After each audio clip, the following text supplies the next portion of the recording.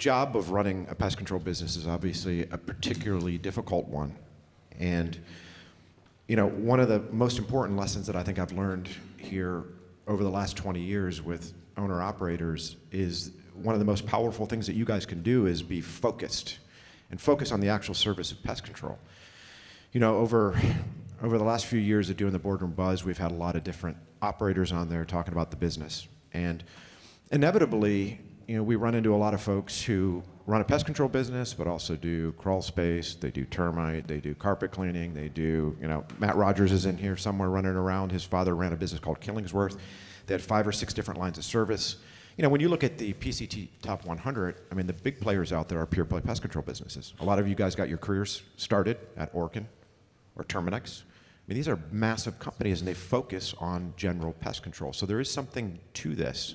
And I think it's very, very common that owners get distracted with regard to how they run their business because they want to capture every single dollar, every single customer dollar at the house, right? I've got the relationship with the customer, I can sell them pest control, I can sell them screen door repair, I can sell them chocolate bars, whatever I can do, I'm gonna make that dollar, I'm gonna sell that. It's not always a bright idea because, in my line of business, really at the end of the day, what I'm focused on is cash flow. When you ultimately sell that business, what an acquirer is going to be looking at is cash flow. And from the early or the late 90s into the kind of the mid-teens, most pest control companies out there that were making acquisitions are strategic acquirers: Orkin, Rentokil, Terminix, anticimex. And those guys were focused on revenue. And of course, they were focused on recurring revenue, but now the market's changed quite a bit. And I don't know if I mentioned this yesterday, but 5 years ago, 90% of our transactions were with strategic acquirers, with Orkin, anticimex, Terminix, around the globe, all over the place. In 2023, 90% of our transactions, and we do on average about $1 billion in transaction volume a year, 90% were with private equity firms or financial sponsors. And so a very, very common question I get, not only at the Boardroom Buzz, but also on a day-to-day basis, and even yesterday, I had about 5 or 6 of you guys come up to me and say, what are these acquirers looking for? And that's really just another way of saying, how can I make my business be as valuable as possible when I ultimately go and sell it? And the cornerstone of value in a business is cash flow. Because at the end of the day, when you're buying a business, what are you buying it for? You're not buying it because you want to have fun with the customers. You're not buying it because you care about the employees. No, you're buying it because you want to make money. And so at the end of the day, you're buying that stream of cash flow. And how is a business valued? The less risky it is, and the greater or the larger that stream of cash flow is, naturally the more valuable it's going to be. And now in the private equity realm, these guys are much less concerned about the type of revenue you're generating.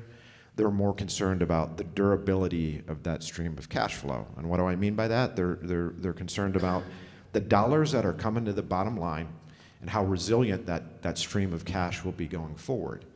And of course, that implies that we want to have a lot of recurring revenue. And so when I think about focus, pest control operators, just like any other business person, just like myself, want to have a massive fiefdom. So that means want to do a lot of services, want to do big revenue numbers, want to cover a large geography. And my advice to people over the years is always the same. Focus on smaller, right? Focus on a smaller market, because at the end of the day, the smaller the market you're in, the more density you'll get and the more cash flow. And so I've seen a lot of mistakes made over the years with folks focusing on revenue at the expense of cash flow. And when you think about a business, how do you get your return from a business? You own a business, you get your return in 1 of 2 ways. You get it either through current dividends, so the money you suck out of the business every year, or you get it from capital appreciation, making that business worth more over time. And it's really your decision as a shareholder as to how you're going to do that, right? Some guys will say, hey, got a $5 million business, I make $1 million a year, I don't really care about how this thing grows. I like my $1 million a year, I'll clip the coupon, I'll sell this thing 10 or 15 years from now and I'll be done with it. Other guys, particularly, our Mormon friends are really great at this. They look at it and say, hey, I don't really care about the cash flow right now. I'm going to double down on growth. I'm going to put as many accounts on the doors. I'm going to get this thing as big as possible. I'll scale off the doors, ideally increase cash flow, and sell it. So that decision is yours. It's really where you get the best return on your capital. The guys that want to pull money out, you guys love to dabble in real estate, right? So take a lot of money out of the business, buy real estate, diversify yourself. That's your own prerogative, however you want to handle it. But at the end of the day, the focus really is on cash flow. And so how do you focus on cash flow? Well, in today's market, we talk a lot about price increases. And I had a lot of discussions about price increases yesterday. And people always ask me, hey, what sort of price increase should I do, right? If you want to start, when we think about cash flow, we start at the top of the P&L at revenue, and they say, well, what sort of price increases should I do? Well, that's an impossible question for me to answer because I don't know what your pricing is. But you can benchmark. In smart companies, Orkin and Terminix, those guys benchmark. They have a whole office that goes out there, and they secret shop you guys. They try to figure out what pricing looks like in the market. There's certainly something to this where you guys could actually secret shop your competitors. You can determine what the median pricing is in the market and make sure your pricing is there. Now, those of you who have not raised prices over the last couple of years, to a certain degree have missed the boat, but I think there's still a lot of opportunity to do that because no doubt about it, things are getting more expensive. And it's pretty clear now that inflation's not going away. Right? This is going to be sticky, and it's probably going to be sticky for a long time.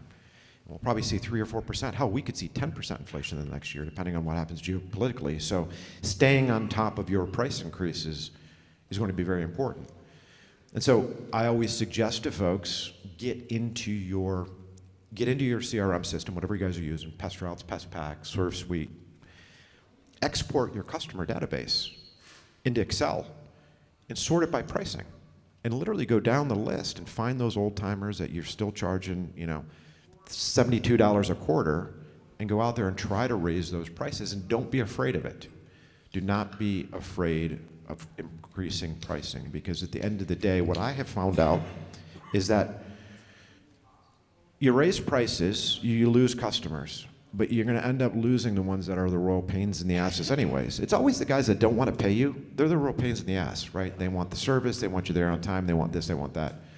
So focus on that price increase. The other thing you need to focus on is, if we're at the top of the P&L, you got to focus on density. It boggles my mind that at least half of you want to run massive full-state, multi-state operations, and you've got guys driving all over the kingdom to get this stuff done. It's the exact opposite of what you should do.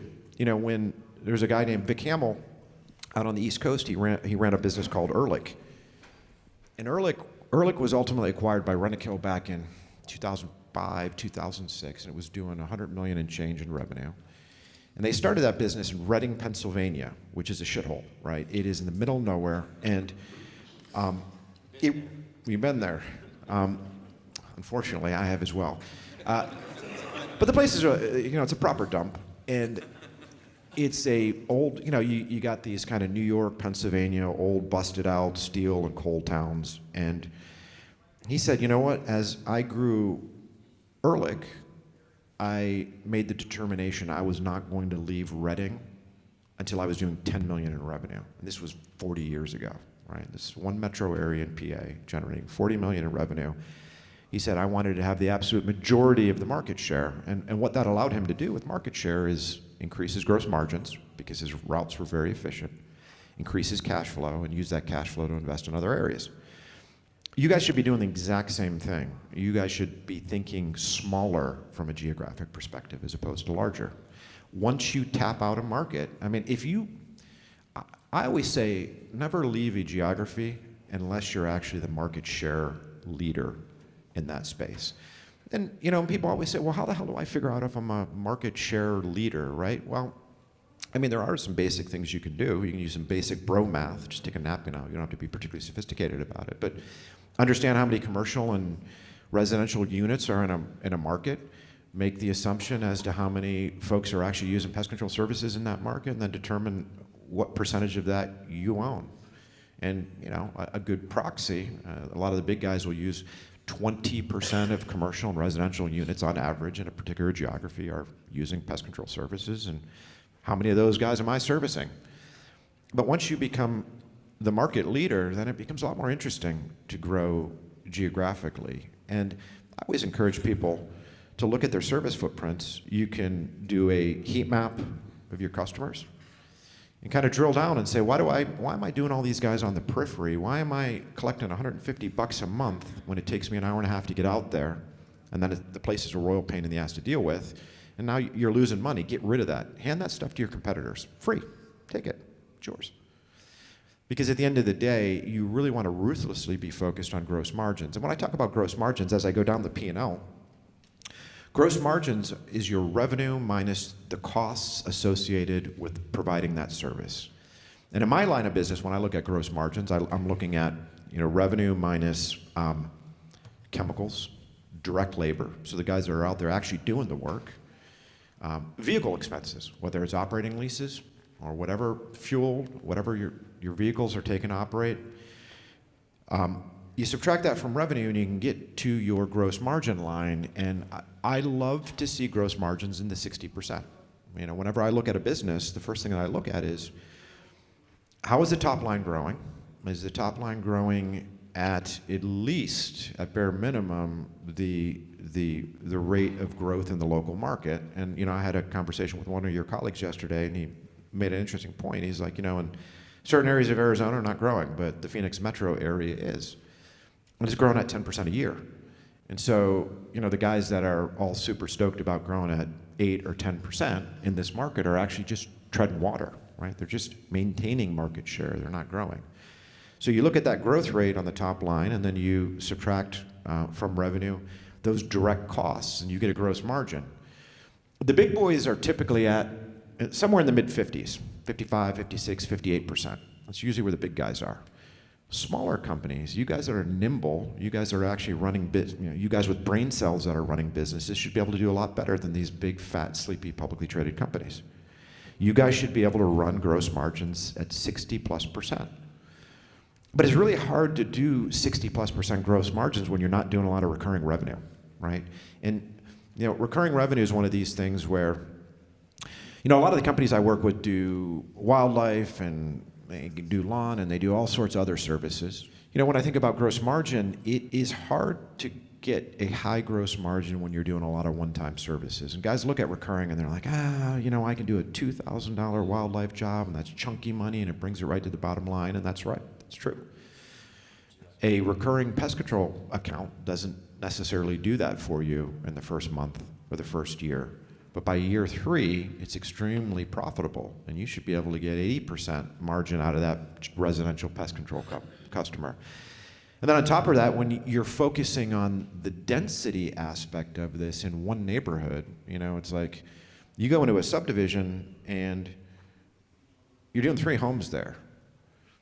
Well, your LDS buddies are knocking on doors and they're trying to get that density. You should follow that and think about, how on earth can I do more revenue in one area? And I've seen all sorts of creative stuff. I've seen guys on the East Coast quite a bit. If you think about my neck of the woods, in the East Coast, up and down in the Mid-Atlantic, you'll see a lot of neighborhood programs where people go out into a neighborhood and you're serving 4 or 5 residential customers in a neighborhood. And you go out there and say, hey, if we get 20 of your neighbors on here, we're going to give you free mosquito services this season, or what have you. It's virtually no incremental cost to you. You buy some bifenthrin solution, mix it in water, it takes you 20 minutes, you spray it, and now you've got 25 customers in that neighborhood, all on general pest. And now you got one technician that's able to go out there and handle that whole neighborhood in one day, as opposed to doing 3 here, 3 there. Next thing you know, he's done 9 in a day. You could be doing 25. So thinking about ways that you can get more dense, less geography, you can get more folks in one geographic area, selling it at higher prices. I always tell people, if you're really providing the service that you say you are, because every one of you in here is the best, I realize that. But if you're really doing that, you should be able to get the pricing for it, right? You should be able to push that pricing. And I challenge you to push the envelope on pricing. Once we get down past the gross margin line here in a P&L, I get less concerned about operating costs. I get less concerned, folks are, not that you shouldn't pay attention to your insurance. By all means, like you should be looking at insurance rates, you should be looking at liability, all those things that go in the main cost structure of a business. But the biggest lever for you guys is that revenue minus direct costs, your direct labor, your pricing, your density. If you can get those things right, you're going to be way ahead of most of your competitors who are not even thinking about this. As you grow these businesses, if you're keeping an eye on cash flow, and I know we've got different folks in here that look at their business differently and have different levels of experience with this, so I don't want to get too financially focused today, but I look at something that's called EBITDA, which is effectively your pre-tax net income plus depreciation and amortization, and we're going to forget that for a second, and we're going to go very basic today. Your operating margin, so basically on the bottom line, had you not put the addition on your home and took your European vacation and all that shit, you just pretend that's not there, just pure clean numbers, you should ideally be somewhere in the mid-20s. In a perfect world, you're at 25%. Now, if you're a very dense business, you're going to be 27, 28%. The big companies tend to be running in the low 20s. So when you look at the rentokils of the world, anticimexes, these guys tend to be somewhere, sometimes they'll pop out an 18, 19% margin, but for the most part, they're 21, 22, 23%. And that's where these pest control businesses tend to reside. Again, the guys who are doing this right and really focusing on pricing and density should be in the mid-20s or higher. I want to talk a little bit about growth. I had a very interesting chat with, where is Matt? Matt, you were just here. There he is, Matt Rogers. I had an interesting chat when I flew in. Matt and I did a Potomac TV episode that we recorded on Tuesday. And Matt runs a business called Lizard, and it's a online marketing company. And I don't know anything about online marketing at all, like nothing. But it's one that's been particularly interesting to me is that customer acquisition costs, no doubt about it. If you listen to the calls from the publicly traded companies, customer acquisition costs are going up across the board, and they went up acutely during COVID, right? I mean, shit got real expensive. Online marketing, door-to-door world's out of control. I mean, they're paying these kids a tremendous amount of money. I mean, it's the sales guys running the show. They're paying them a ton of money on the doors, and so we've seen a lot of hot money flow into this space, right? As you guys have not lived under a rock, you see all the M&A deals, you see the private equity firms investing in this, so there's a ton of money coming into residential services. And while that might be exciting to those of you who are exiting right now, it's certainly not exciting to those who are trying to grow their businesses, because at the end of the day, that money coming in drives up prices. And it has driven up prices across the board to acquire customers, so you have to get more sophisticated and nimble when you are acquiring customers. And I have recently begun to really think through customer acquisition costs in a way that I have not before, because I never really had to, because it was never really an issue in this industry. And what I have begun to notice is, so if you think about my business, what is my business? We advise on M&A deals, and we do it all around the world. I do it from Singapore to Egypt to the US, you name it. I spend the majority of my time in Puerto Rico, tax-free paradise. And, but I look at a lot of companies. I mean, I see probably somewhere between 250 and 300 pest control companies per year. We do preliminary valuations on these. So, I mean, if you think about it over 20 years, I mean, this is thousands of companies. Over time, we've compiled a lot of data on a lot of things, but really, it's been recently that I've looked at customer acquisition cost, and I've literally seen it double in residential pest over the last 5 years, double. Who is experiencing that? Have you guys seen that in your business here? Yeah? Yeah? Okay. So we're seeing this double, which of course requires people to be more sophisticated as to how they acquire customers. It's like 20 years ago, everyone was doing direct mailers. You guys remember all those things, the postcards, so on and so forth, and then no one's doing them anymore. And I'll tell you, in 2023, when I look at these companies, I've seen a dramatic proliferation now in direct mail because no one's using it. Now, how effective it is, I really don't know, but I'm starting to see a lot of more direct mail. And some of the data and the statistics I've seen is direct mail actually is cheaper from a customer acquisition perspective than digital, and certainly than door-to-door.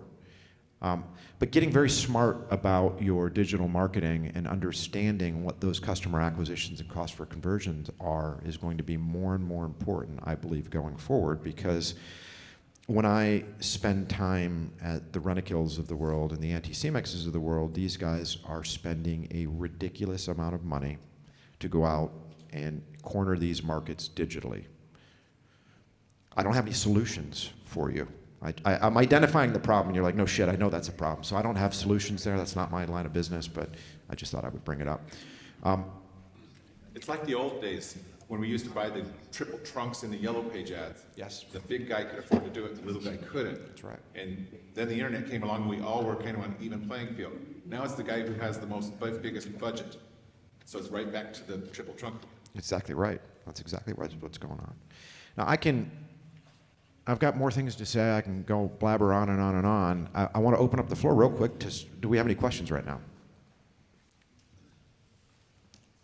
Yes, sir. You touched on growth margin, and you used that mysterious word EBITDA, which I don't really grasp. If you have a good, healthy growth margin, does that mean your EBITDA is good also? Yes. So EBITDA is just I don't know, it's not even really an accounting term. It's more of a finance term. And you should probably just forget it and just think about, you got a P&L, what's at the bottom? I don't care what you call it, net income, EBITDA, doesn't matter. Whatever falls to the bottom in an actual naturally created P&L that does not have, again, all your vacations and all the other jazz in it. Like, what's the real number? Like, if you spent $250,000 on all sorts of crap that's personal, just add that back, and what's that bottom line look like? That's a proxy for it. There was another, oh, yes, sir. How do the strategics and the private equity firms view the Phoenix metro area as a market, or do you know? It's a great question, and I get calls all the time, and people say, hey, I want to start a pest control company. What's the best area to get into, right? Like, I can go anywhere in the country. Where should I go? Where are the acquirers interested?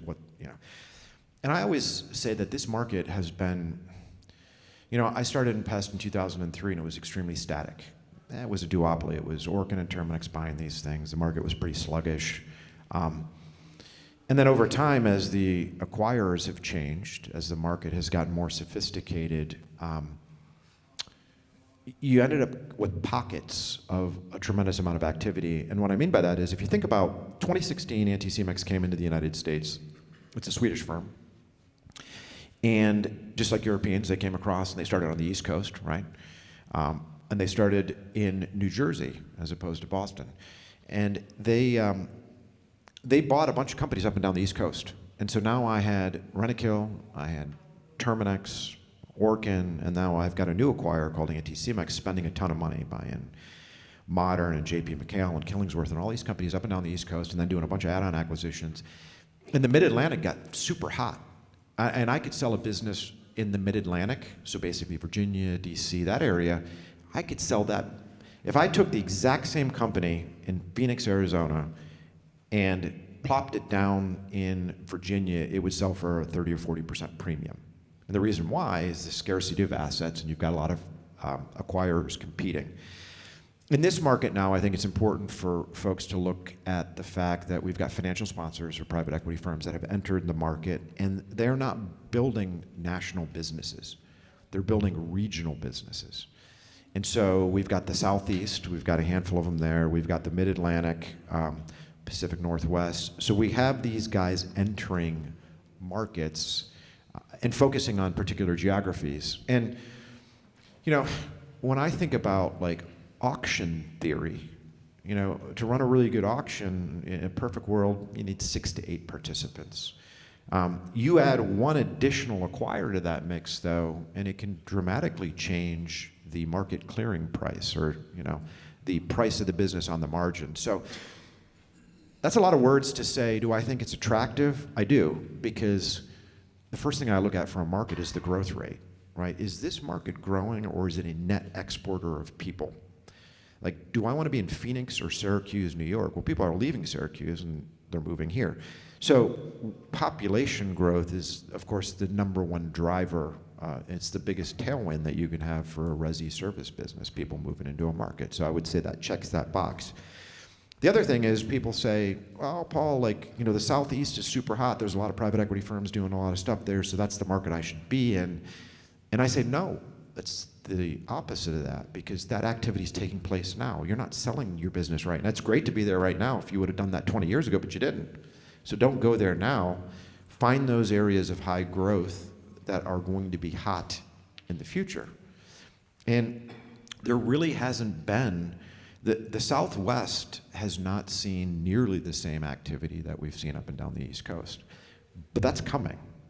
And so I do think for folks like you out here who are thinking about the future, focusing on your cash flow, because private equity firms are cash flow buyers, right? They don't care about your revenue mix as much. They don't care about your absolute amount of revenue. They're focused on your cash flow. So it gives you, and, you know, when I talk about cash flow, people say, well, shit, how am I supposed to grow a business at 12% a year and then also have 25% margins, because I got to invest back in the business? And you're right, there is an interplay between your growth rate. You know, you can take a company that grows at 20% a year with 5% margins because they're investing everything back in the business. And then you got another guy who's doing a 30% margin. Well, he's growing at 2% a year. He's actually going backward, but he's kicking off more cash today. Which one would you rather buy? The one growing at like 2% a year, that's a has-been. I want to buy the guy that's growing cash flow into the future, because all valuation is forward-looking. So there is some interplay. It does take a little bit of, you know, what the big public companies do is they sit back every year and they say, okay, how much are we going to reallocate into this business? How much are we going to reinvest? What do we want to target our margins to be? Are we a growth stock or are we a dividend stock? Where do we want to be? That's a corporate strategy, business strategy type decision that you have to make. So I hope that answers your question. Who else we got? Yes, sir. You gave some good benchmarkers on numbers for other stuff, but I'm curious, do you have any benchmarks for if someone's on like a recurring general pest control, how many customers or what percentage of customers buy additional services? Ooh, that's a good one. You know, I had a interesting experiment in cross-sell some years ago, back in 2011. Scott's Miracle-Gro company decided, hey, we want to get into pest control. And so they called me up and said, hey, we do $250 million in lawn care revenue. And we've got a pest control brand called Ortho. And we want to use Ortho. And to me, Ortho sounded more like a kind of a World War II era gas chamber type chemical. Like that didn't sound like a good brand to be like Ortho Pest Control, like we'll come to your house.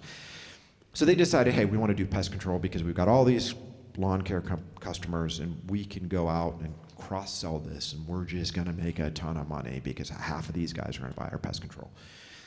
And so in 2011, I started working with them, and we greenfielded some of that. We started some pest control branches from scratch down in Florida. And then they made one acquisition and experimented with that for a while, and it was a dismal failure.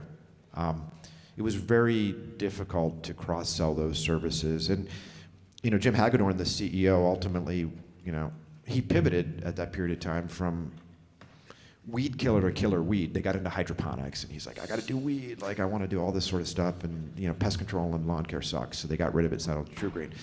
I don't have any sort of statistics about cross-sell, but one thing I can tell you is monetary incentives are extremely important when it comes to cross-selling services, because your technicians don't give two shits about selling an extra service unless you're paying them money.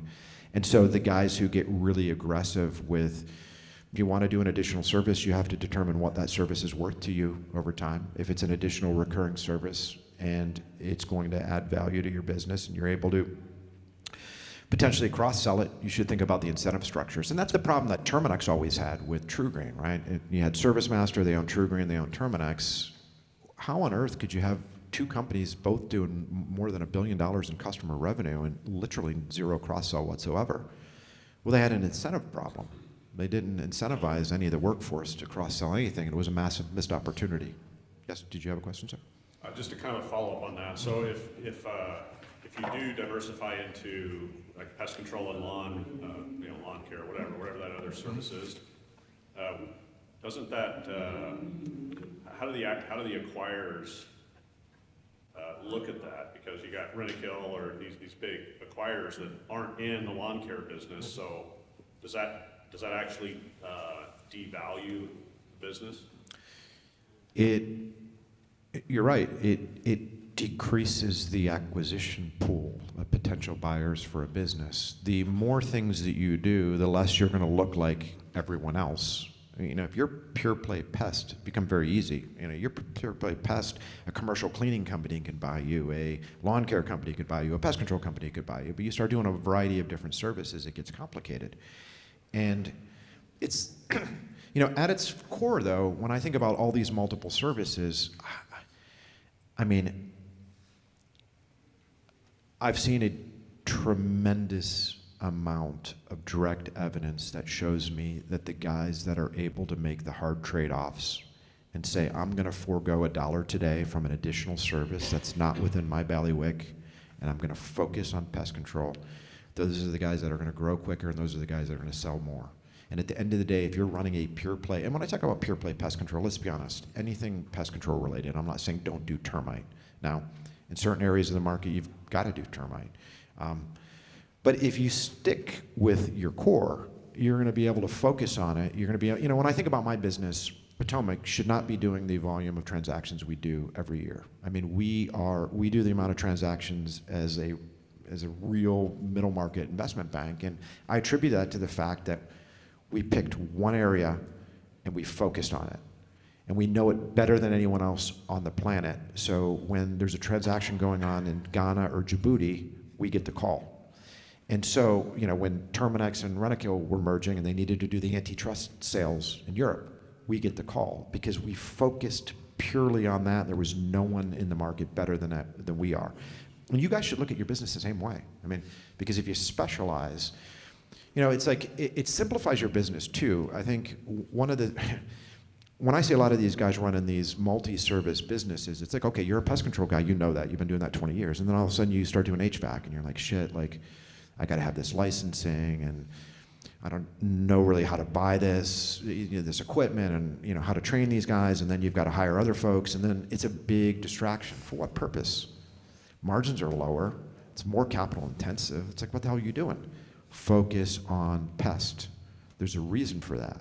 And so, again, I think if you walk away with one thing from this entire discussion, it really should be tiny geography, as focused as possible, raise your prices, and don't do a lot of other shit. Focus on pest control. And I'm not sure. No. That's how I got kicked off the stage. Yes, give it to me. So, you hear the buzzword, if you're a gold star company, you can get that higher, number of, selling there. And so when they're saying that, what are they looking for? Is that 5-star type company? I see a lot of people always advertise no contracts and stuff like that. So by having all your customers contracted, does that make a bigger difference than you just flying by the seat of your pants? Let's talk about that for a second, because one of your colleagues came up to me yesterday, super nice fella, said, I didn't want to ask you this question yesterday because I was ashamed of the question, but it was a great question. And he said, we don't have contracts. We don't have contracts. We don't have written contracts. Is that a problem? And no, when I think about contracts, they're not worth the paper they're printed on, especially in this space. It's like, years ago when it was Orkin and Terminix doing deals, they would always audit. They buy a pest control company, they audit the contracts. Like, let's see which customers have signed a contract. Nowadays, I view a pest control service agreement as a willing provider and a willing customer, and both with the anticipation of ongoing services. So if you've got a customer, no contract, just a handshake, hey, I'm gonna do your pest control, and you're charging them $100 a quarter, let's say, and that customer expects continual service, and you expect to provide it, and he's paying you, that's a contract. The no contract thing, what you're referring to is, I think a lot of times guys are doing, hey, what they mean by no contract is they mean like no requirement of continued service. We're just gonna come out and spray a bunch of shit and hopefully get rid of your bugs and take a few bucks. That's not good stuff. I get a call every day where somebody will call me up and say, hey, Paul, here's what I learned about every pest control operator. Every one of you is the best, right? So you guys call me up and like, we're the best in the market, and da-da-da-da-da, and I always say, well, define best. And usually, it's folks talking about their technical prowess, like how they know all the different bugs, and they know every single, they read that Malice handbook 50 times, and they know all that shit and certificates. Customers don't care about that. Care about that at all. Not one bit. What do customers care about? Well, you guys know what customers care about. And I always think to myself, like, when I look at the market, on the one hand, I'll knock LDS guys for a second. These guys are selling the shit out of knocking on doors. They're hiring, like, dudes that are 2 months out of school as technicians, don't know what they're doing. They're spraying all sorts of stuff. It's a mess, right? Not all of them, but a lot of them. It's a train wreck. And it pisses guys off that have been in this industry for decades, that have really spent a lot of time learning, educating themselves and their staff, having a lot of technical expertise. But at the end of the day, it's the guys that are on the doors are the ones who are selling all of this stuff. The customers have zero idea how to judge anyone's technical ability when it comes to pest control whatsoever. And I think there is a balance here. And I always tell our clients, we work with guys for years. I'm talking, a lot of our clients have been working with us for 5, 10 years. And I always tell them, it's like, there's a balance between like the technical aspects of the business, which the customer doesn't care about whatsoever, and they don't care about any of your certificates, and they don't know what an ACE is, none of that. And providing just quality service. And quality service doesn't necessarily mean killing the bug. Quality service means somebody who answers the phone that doesn't sound like Dolores, the chain-smoking stenographer from Long Island, right? Like, somebody who is friendly on the phone, willing to help, all those sorts of things. Just start with I always tell people, like, start to audit your interactions with your customers. Can't you sit back one day and say, hey, every time I go to Chick-fil-A, which I don't do it as much as I used to, but they're always, hi, my pleasure, blah, blah, blah. Can't you sit back and think? Southern. Huh? They think of, like, somebody the other day called it Jesus chicken. Was that you? No. Okay. No, but you can think about a vernacular. Like, what is the vernacular or the lexicon everyone on your team is going to use with a customer? What are words how are you going to say thank you? How are you going to say goodbye? Is there a consistency? You can almost create your own dictionary of language that you use within your company so it stays consistent, and you know that from every single touch point, the customer is getting a very consistent, a very friendly message. When you read, if you guys haven't done this, one of the things that we did years ago is I had a couple admins, probably you'd do this with AI now, this was years ago, but we would go into markets, like I was looking at North Carolina, for example, and I start to size up acquisition opportunities in a market, and I want to understand market share and who's doing what there. And so I said, pull all of the Google and Yelp reviews for every company in this market, and let's put it all in a spreadsheet, and let's use some macros and pivots and whatever you finance data nerds can do. But I want to understand what are the issues that these customers have. And I challenge you to go out and do this, because the majority of the customer complaints have nothing to do with killing bugs, right? Sure, they're out there. But it's usually like, the technician reeked, like the guy was an asshole, like I called 15 times and no one answered my calls. You can very quickly figure out what pisses off customers by looking at your reviews and the reviews of your competitors and thinking about how you can change those things. And there's a million things you can do as the operator of a pest control business, but I always challenge folks to say, what is it now, March of 2024, and it's important to think about like one major objective and get the entire organization focused on it for any given period of time. And I think 90-day sprints are good ways to do it. But you could basically say, hey, in 2024, we are going to standardize our interactions with customers. And we're going to get everyone in the organization on the same page. And I, the owner, am not going to do this. You guys are going to drive this. But how can we be the most friendly organization in our marketplace? Right? How can we delight every single customer that calls? When you pick one or two things and you get the entire organization focused on that for a 90-day period, you can make a dramatic change in your business, and then you move on to the next one. It's natural for us to want to boil the ocean. Yeah, we want to do everything at once. I got, a huge list, 90 different things to do, but no. Think about some things that could potentially really move the needle, and I appreciate your question. What's your name?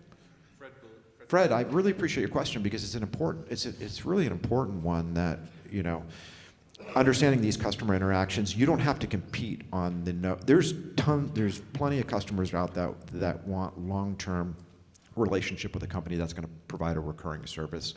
You never have to compete on price. If you find yourself in a position where you have to compete on price, you really need to take a step back and say, how do we change our interactions with our customers? And there are companies out there that spend a lot of time attempting to do this. So anyway. Yes, sir? What about bundles? A lot of people are bundling all their services now, and they're going to subscription-based. Yes. Yeah, I mean, look, to the extent that you can bundle, you want to do everything in subscription. Everything you possibly can, and why would you want to do a subscription? Because at the end of the day, the value of a business is inversely proportionate to this level of risk. And so the higher the level of subscription services you have, the less risky that stream of cash flow is out in the future, and therefore the more valuable. That's why everyone talks about, you buy recurring accounts. Well, that's the shorthand for cash flow that is more durable, is worth more. And so I think, one of the things that I have seen quite a bit as of late is, a lot of folks that are doing wildlife, that's a one-time service. And how do you continue to do wildlife? You do exclusion work. You bundle that with pest control. So I'll give you an example. There's a lot of companies, I don't know that you guys have the same issues that they have in New York or Pennsylvania and all these like forests. But they'll do a $2,000 exclusion job, and then that's it. Like they seal up the attic, and it's done, and there's no more service for that house. Well, now what they'll do is, I see a lot of people bundling it. It's $500 a year for pest control. For an extra $100 a year, we will do a warranty on any of your wildlife exclusion, and now you're getting the $500 for the pest control. You're getting an additional $100 a year, which basically is free money. It flows to the bottom line because you're probably not going to have to do any work for that. Now you've doubled your cash flow on that account. And so there's a lot of ways to bundle it, mosquito bundling, so on and so forth. I think some of the issues that I come into with bundling, though, is sometimes you really have to do your math, get that napkin out, because sometimes when people get too aggressive with bundling, you kind of look at it and say, well, how does this even make financial sense? Because now you're doing 15 different services that you would have otherwise charged $1,500 a year for, and now you're charging $625. It doesn't make sense. You would have been better off not bundling anything at all and just sold general pests. So you have to think about that. Who else we got? Yes, sir. Mr. Johnson. So when you're dealing with, or as a purchaser, someone's under $1 million, how do you convince them that they're not worth 5 times? So you said, how under $1 million? Under $1 million, how do you convince them they're not worth $5 million? Oh, they'll realize that over time. That's what ends up happening. They all Without sending them to somebody else, when you're having a conversation, how do you convince them, hey, be realistic, let's talk about a deal? Yeah, that's a complicated situation because, Maybe you throw something. on the acquisition front, I think the most important thing that guys like you can do, that you want to go out and buy these small companies, is you should take a play from the private equity playbook. So if I'm a private equity firm, as I discussed yesterday in the M&A discussion, if I'm a private equity firm, I run a sophisticated fund, and I'm buying companies as low, and I'm attempting to sell them high. And so in order to do that, I need to get proprietary deal flow. Now, I, as a private equity firm, whenever I sell an asset, I 100% sell it through a controlled auction process or a modified auction process, and I get the top dollar. But when I'm a buyer, I don't want to do that.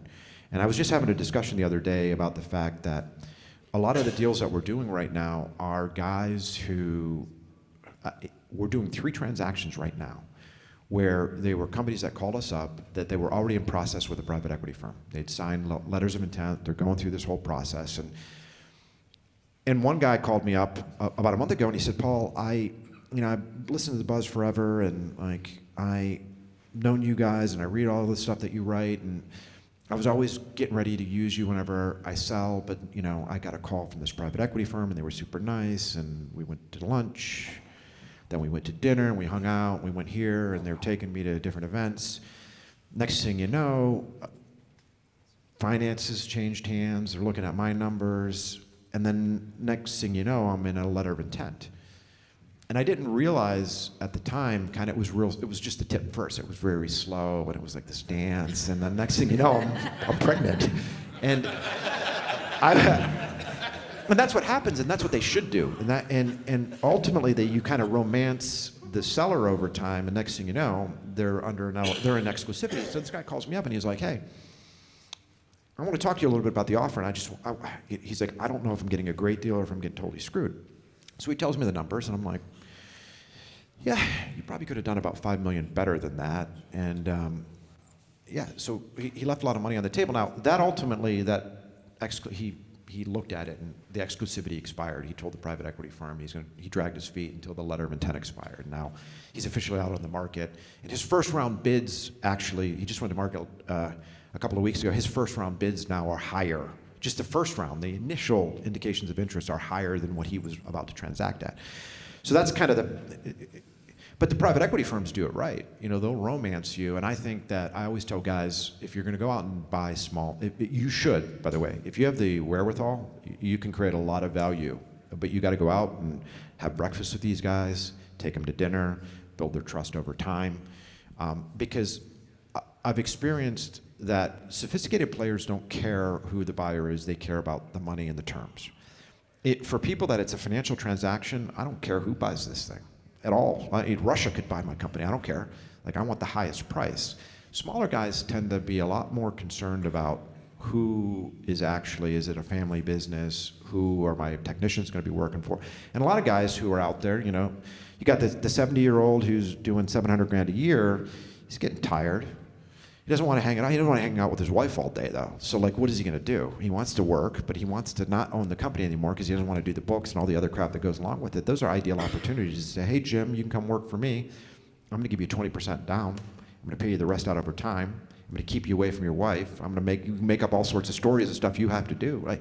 There's a lot of opportunities there for that. I don't know how you convince them. I think what ultimately convinces them is time. No one's going to bid that. And when you think about acquisitions, like, you know, I use cash flow multiples or EBITDA multiples, but when you think about the market for 15 years ago, you know, these things were selling at 5 to 7 times EBITDA and like 1 to 1.2 times revenue, if you were lucky, right? I mean, even big deals, $100 million deals, that's what they were selling for. You know, in the last 5 years, we saw this kind of ratchet up from 2018, 2019 into 2020, 21. 21 was the biggest year, and these were deals going at, you know, 20 times EBITDA, 5.5 times revenue. I mean, I sold $20 million companies for north of $100 million in 21. It was a great time to be alive. We're seeing that to a certain degree now with financial sponsors. They're buying platform businesses. We sold 2 this year at north of 5 times revenue, both almost $100 million deals. Even smaller ones, you know, you can sell it. You know, you can sell a $2 million business for $8 million in this market. It's a lot more difficult than it was in 2021, and I think it'll increasingly get more difficult here in the near future, but it's still there. The $500,000 guy, no. He's not going to get that, because you do see multiple expansion as these businesses get bigger. I think I've got a time for one more question. Yes, sir. Well, just a follow up on that. What would a small guy, you know, what's a good, I guess, benchmark? What would a small guy get if the big guys are getting 4 to 5.5 times revenue? What do you see as a guide on small acquisitions? You know, for me, you know, it's different if I'm a buyer or I'm a seller. I'm going to give you 2 different answers. And like, so now in my practice, we only advise on the sell side, so I only deal with sellers, but I also look at this from, at the end of the day, from, you know, my perspective, when I look at, you know, a $700,000 in revenue pest control business, as it's doing 80% recurring and running 20% bottom line margins, that business to me is worth somewhere between $600,000 and $800,000, all in enterprise value. That's what that's worth to me. Now, will somebody pay 1.5 or 1.6 million for that? Sure, that's very, very possible. But again, if you guys are buyers out there, I mean, your return The return that you're going to get on that transaction is set on the day that you enter it, for the most part. There's only so much you can do to improve a business. So your returns, I mean, it's just like real estate, right? Like, you know, your return is largely set. You have no control over appreciation, but your return is set largely by that money you write there on the closing table when you buy that building. And so you have to be willing, I think, you guys, when you do acquisitions, you got to be willing to let 9 of every 10 deals that you see just go away and not even worry about, to Dave Johnson's question, like, don't even worry about convincing these guys. Like, you cannot waste time if you see the right opportunity and you get it at the right price, but you should be paying 5 times cash flow for these things, maybe 6. Otherwise, they don't create value. So, yes, sir. What about a company that has a lot of recurring revenue versus one that has that very little? Yeah, I mean, naturally, the one that has more recurring revenue is going to be stickier, right? You know, when you buy a small company that does 50% recurring and 50% non-recurring, that company is going to disappear tomorrow. You're going to bring it into yours. Half that business is going to disappear. The name won't even exist, most likely. So all you really have is those recurring customers. Now, you can get creative and go to canceled customers and try to sell services, and people are very effective with that. But for the most part, when I think about small deals, I try to make the distinction between, am I selling a going concern? Am I actually selling some sort of an enterprise that's going to live into the future? Or am I buying a bundle of accounts? And when you're buying a small business, you're often buying a bundle of accounts. And that's really how you should look at it. You should look at it how Orkin and Terminix looked at every single deal for 35 years, is I'm buying accounts, and how much am I willing to pay for those? Are they priced right? What's these technicians doing? Are my guys going to be able to service this? Am I going to be able to really keep these accounts? You assess that, you say, hey, I'm willing to pay X amount for it, and I'm buying these accounts, and that's it. Yes, sir. You touched on it earlier, but what about pricing? I mean, the example I think of, we looked at a guy a couple years ago, and we were kind of excited when he called, and then we found out what his pricing was, and it was less than half of what I charged. And that just, to me, was a deal killer right there.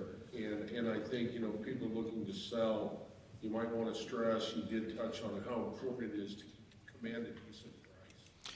Yeah, I agree with you. I mean, one of the worst things you can do is have crap pricing, for sure. That's it's really hard to build a business if you're not getting the right prices and your margin's so thin. And when you look at acquisition opportunities, a lot of times guys will do deals. They'll go out and say, I'm going to buy this $1 million business. His pricing sucks, but I'm going to increase pricing. Well, good luck, because this guy had all these relationships with these customers, so they're going to lose that relationship, and then you're going to raise the prices. Forget it, they're gone. So I think it's a key point you pointed out. Service type is the same thing. If they're power spraying and you only baseboard treat, you go tell that customer, we don't power spray no more, they're gone. Yeah, it's true. Issue as well. I just barely acquired a company, and I had that exact same issue. And I think with COVID and everything, there was a lot of businesses that didn't want to raise prices because they didn't want to face their customers. And so the businesses that all of us are purchasing, we're getting those customers that are so low in price. And so we tell them like, hey, my price is way up here, and then they're like, I'm gone. Yeah. But then they come back, or they call the market, and then they realize, crap, everybody's that high. So then they call back. So I don't know. We see it all the time, and it's really, and you're right, COVID has been a cause of, it's like the price increases throughout COVID have really created a huge gap in the market between kind of premium companies and a lot of these smaller guys. But I think I am at the end of the rope here, guys. Thanks for your time. It was great being here.